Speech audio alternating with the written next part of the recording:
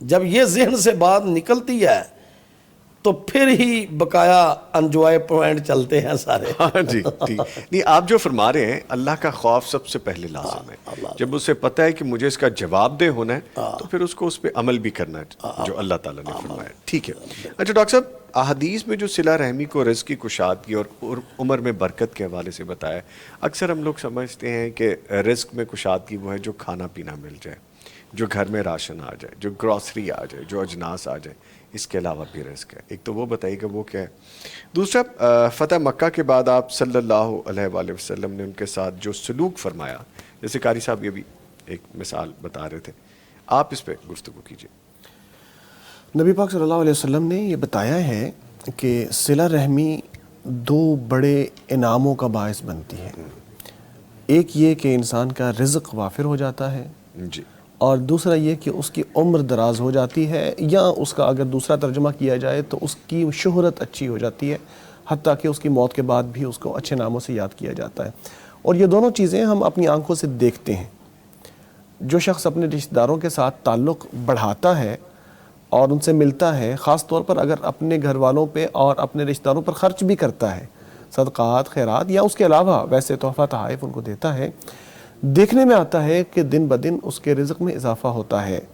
اگر ہم سب اپنے دائیں بائیں مشاہدہ کریں، بہت سارے رشتہ داریاں ہماری ہوتی ہیں، تو ہمیں پریکٹیکلی ہر بندے کو کوئی نہ کوئی ایگزامپل فوری طور پہ ذہن پہ کلک کر جاتی ہے کہ میرے رشتہ داروں میں فلاں بندہ ہے، جی ہاں وہ بالکل اپنے رشتہ داروں کے ساتھ اچھا سلوک کرتا ہے اور ان پہ خرچ بھی کرتا ہے، اور اللہ تعالیٰ نے دیکھیں اس کو دیا ہے اور بڑھتا جا رہا ہے. تو یہ نبی پاک صلی اللہ علیہ وسلم کی حدیث کے عین مطابق ہے اور اس کی مصداق ہے یہ بات. دوسری چیز یہ کہ اس کی عمر کا بڑھ جانا، تو عمر دراز ہوتی ہے، بے شک اس کے ذریعے عمر دراز ہوتی ہے، اور اگر اس کا دوسرا ترجمہ لیا جائے کہ اس کا اثر بڑھ جائے، بہتر ہو جائے، تو اس کی شہرت بہتر ہو جاتی ہے. اس میں بھی کوئی شک نہیں ہے. رشتہ داروں کے ساتھ بنا کے رکھیں گے، اچھا سلوک کریں گے، تو مرنے کے بعد رشتہ دار اللہ بخشے، اللہ مغفرت فرمائے، فلانا ہنداسی ہمارے ساتھ یہ کرتا تھا، بعد میں دیر تک یاد کرتے رہتے ہیں.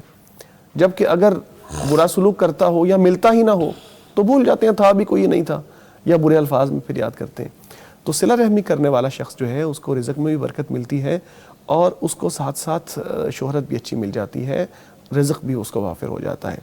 دیکھیں ادب المفرد میں امام بخاری ایک روایت لے کے آئے ہیں، انہوں نے بتایا کہ ایک بستی تھی جہاں کے رہنے والے بہت زیادہ نیک لوگ نہیں تھے، عبادات وغیرہ میں اتنے کمزور تھے کافی، لیکن وہ صلہ رحمی کرتے تھے. اللہ تعالیٰ نے ان کے مال میں برکت دی، ان کے نسل میں بھی برکت دی ان کو. یعنی ان کی چاہے عبادات کمزور تھیں لیکن انہوں نے اس پہلو کو نظر انداز نہیں کیا ہوا، تو رشتہ داریاں جوڑ کے رکھتے تھے، اچھا تعلق رکھتے تھے، اور اس کے ثمرات ان کو ملے. بلکہ اس سے بڑھ کے عبداللہ بن عباس رضی اللہ تعالیٰ عنہ سے ایک روایت آتی ہے کہ انہوں نے بیان کیا ہے کہ جو شخص رشتہ داروں کے ساتھ اچھا سلوک کرے گا اس کو اس کے ثمرات ملیں گے، چاہے وہ کافر ہی کیوں نہ ہو. یعنی جو رشتہ داری کی بات ہے کہ اگر انسان رشتہ داروں کو اپنے ساتھ جوڑ کے رکھے گا، کنیکٹڈ رکھے گا، اور ان کے ساتھ اچھا اور بہتر سلوک کرتا رہے گا، تو اس کا اثر اس کو ضرور، اس کا جو صلہ ہے اللہ تعالیٰ اس کو ضرور دے گا، چاہے وہ کافر ہی کیوں نہ ہو. حضرت انس بن مالک رضی اللہ تعالیٰ عنہ کی مثال بہت شاندار ہے اس حوالے سے. اچھا سلوک کرتے تھے رشتہ داروں کے ساتھ، اور نبی پاک صلی اللہ علیہ وسلم نے ان کو دعا بھی دی تھی، اس کی بھی برکت تھی. تو 100 سال سے زائد ان کی عمر تھی، اور ان کی زندگی میں ان کی اولاد 120 سے زیادہ ہو گئی تھی.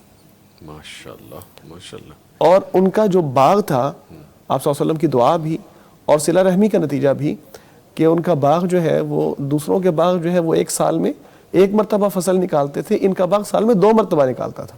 ماشاءاللہ. تو یہ صلہ رحمی کا نتیجہ ہے. اور ابھی میں یاد کر رہا تھا کہ خطبات حرمین میں چونکہ ایک تعلق رہتا ہے، تو خطبات حرمین میں صلہ رحمی کا ذکر کہاں پہ آیا ہے.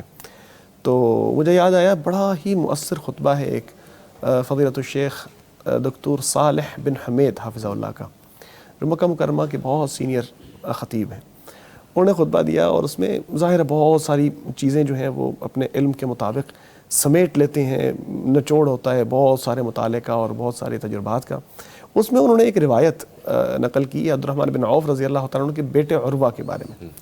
ان کی بیوی نے ان سے کہا کہ دیکھیے آپ کے رشتہ دار جو ہیں وہ بڑے عجیب ہیں، میں نے نہیں دیکھا کہ اتنے برے رشتہ دار کسی کے ہوں. یہ عجیب بات ہے، ایسا کیوں کہہ رہی ہو؟ کہتے جب آپ کے پاس مال و دولت آ جاتی ہے، دن اچھے گزر رہے ہوتے ہیں، تب خوشی خوشی ملنے آ جاتے ہیں، جب ذرا کمزوری ہوتی ہے تب پوچھتے بھی نہیں آپ کو.